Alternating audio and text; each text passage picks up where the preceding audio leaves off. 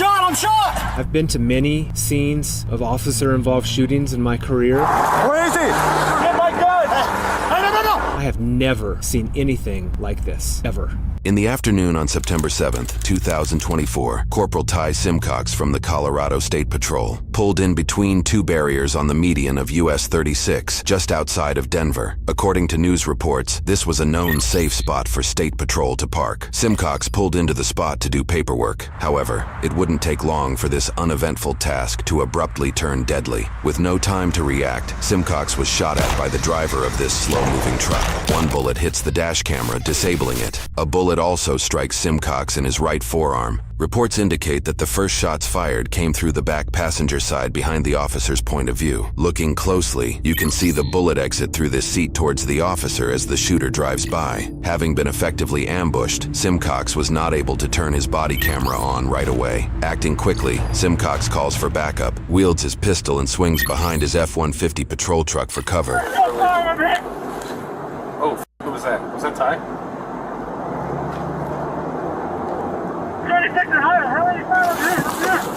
This officer, Norman Aragon, quickly responds to Simcox's emergency situation. As it just so happens, Aragon is a new recruit who was recently trained under Simcox himself. As Aragon rushes on scene, Simcox rushed to the back of his F-150 patrol vehicle and armed himself with a handgun. However, using visual indications, the shooter appears to have pulled over roughly 75 yards down the road, and reports share he continued to fire at the officer from that distance, using a handgun. This prompted Simcox to run back to the inside of his vehicle to receive his rifle, which would be more accurate for shooting long distances. Notably, Simcox also flipped his sirens and lights on. This action automatically triggered the rear, dash, and body cameras to begin recording. The loop recording feature utilized in police cameras allows the camera to recall moments before the officer starts recording, allowing us to witness the shooting even after parts of the dash camera had been shot.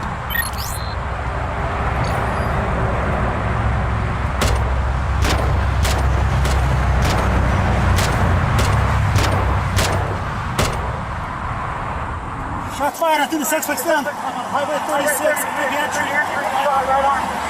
On my way. Shortly after Simcox retrieves his body camera, an apparent citizen who was driving by pulls over to assist. I'm shot! Come here! Come here! You see what the happened or what? What can I help you with? Tighten that lamp. Yeah. Here, the civilian helps Simcox apply a tourniquet to his injured arm. Hold on, stop. I messed up. My name is... That guy down here? Yes, now my wife has got a gun. Son of a ambush! My wife has got a gun. She's... Keep an eye on that person! Get my gun! Hey, no! Don't get your gun out! Do not get your gun out right now! Don't.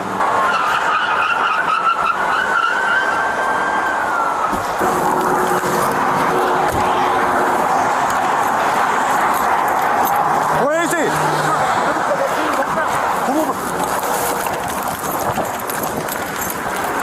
Every time I gotta stop the guy on the ground. The suspect lays on the ground, excessively bleeding and seemingly unconscious. Simcox's return fire hit its target.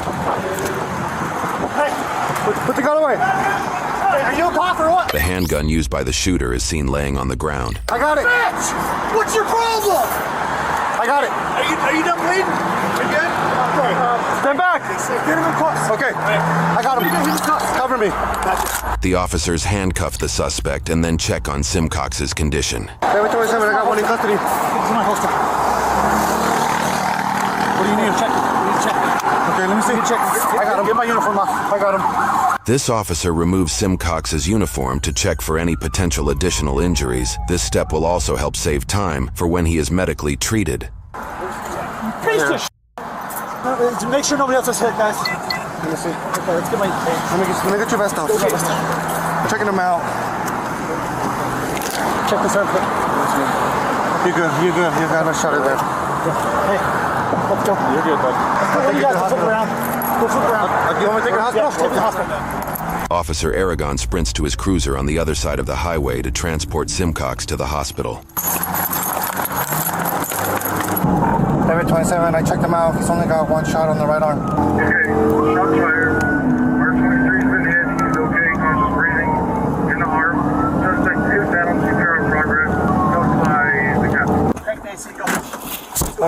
Bodycam.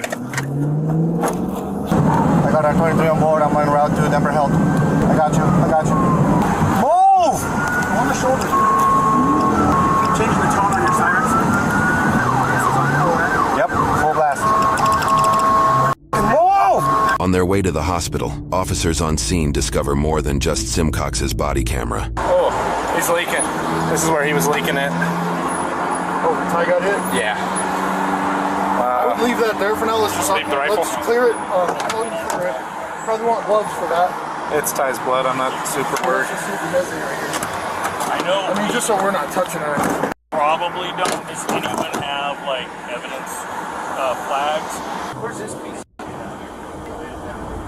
The situation caused the highway to be shut down for hours so police could properly gather evidence and clear the scene. During that time, a press conference was held to discuss what happened. I'm Brian Mason. I'm the district attorney for Colorado's 17th Judicial District.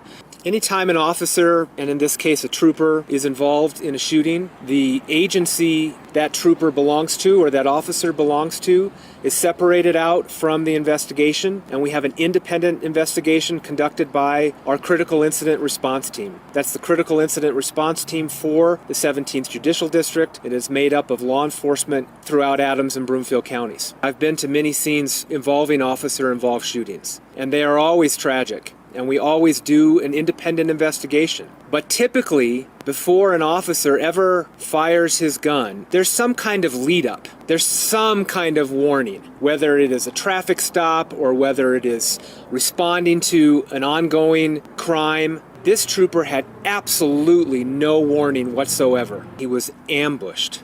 There would be no reason for this trooper to ever anticipate that one of those vehicles would slow down and unload his gun into the trooper's vehicle. The fact that he wasn't killed, to me, is, yes, miraculous. And I just walked the scene and saw the shell casings on a highway that has been completely shut down. Again, an experience that is unlike any I've ever had in my career. The number of shell casings suggests that this was a shootout. I think it's highly likely that a bullet struck another vehicle. And again, it is miraculous to me that nobody else was hurt.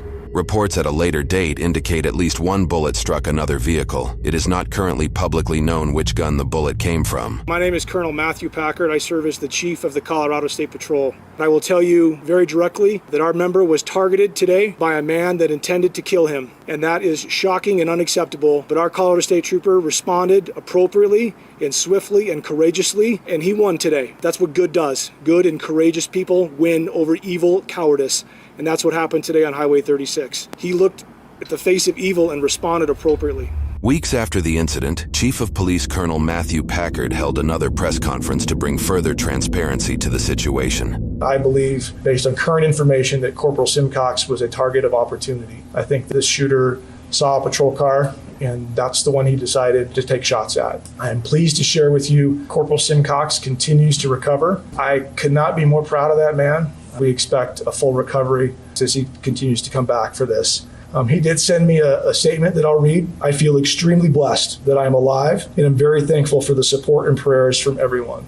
You know, when you see Simcox firing multiple times from his rifle right there next to his vehicle, clearly toward the suspect, I mean, you're in an area with moving traffic and other people. I would imagine clearly he's not just firing at random. He had a very targeted approach, but can you speak to what that training is when you are in a field of moving vehicles, but also bystanders and people?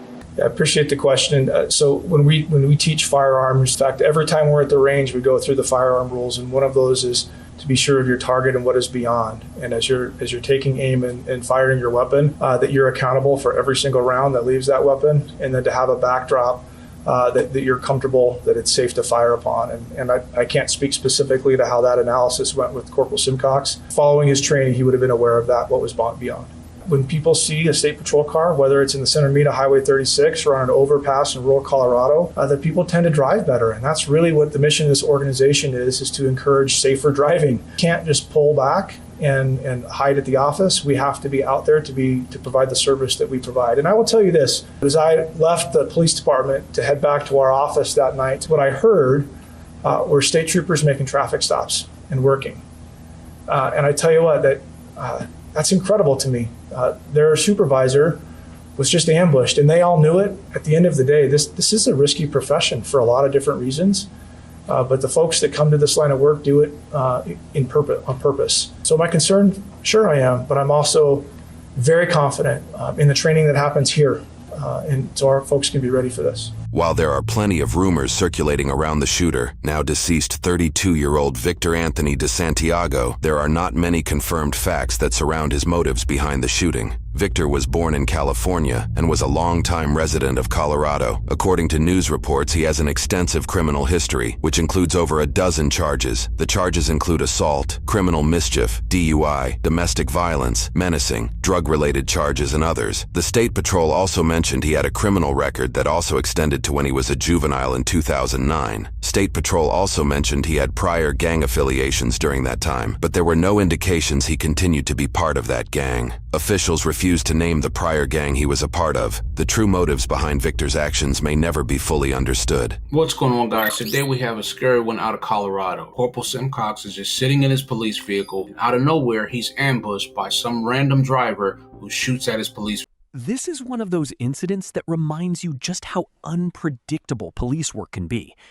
Corporal Ty Simcox wasn't conducting a traffic stop or chasing a suspect.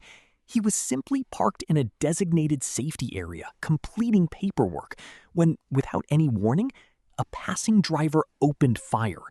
There were no verbal threats, no suspicious behavior leading up to it, just a sudden ambush that gave the officer only seconds to react. What's remarkable is how quickly training took over. Even after being shot in the arm, Simcox immediately called for backup, moved to cover, and assessed the threat.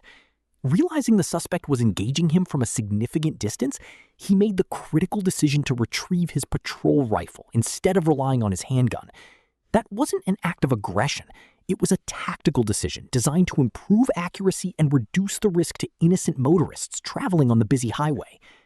Another detail that deserves recognition is the role of the civilian who stopped to help. In a moment when most people would understandably drive away from gunfire, this individual stayed, helped apply a tourniquet, and likely played a major role in slowing the officer's blood loss until additional help arrived. It's a reminder that courage isn't limited to law enforcement. Ordinary citizens can make an extraordinary difference when they choose to step in safely. The response from fellow officers also highlights the importance of teamwork. Simcox's former trainee arrived within moments, helped assess his injuries, and transported him directly to the hospital. In situations involving severe bleeding, every minute matters, and getting an injured officer to trauma care as quickly as possible can be the difference between life and death. Perhaps the most unsettling aspect of this case is that investigators believe Simcox was simply a target of opportunity. He wasn't selected because of something he had done that day.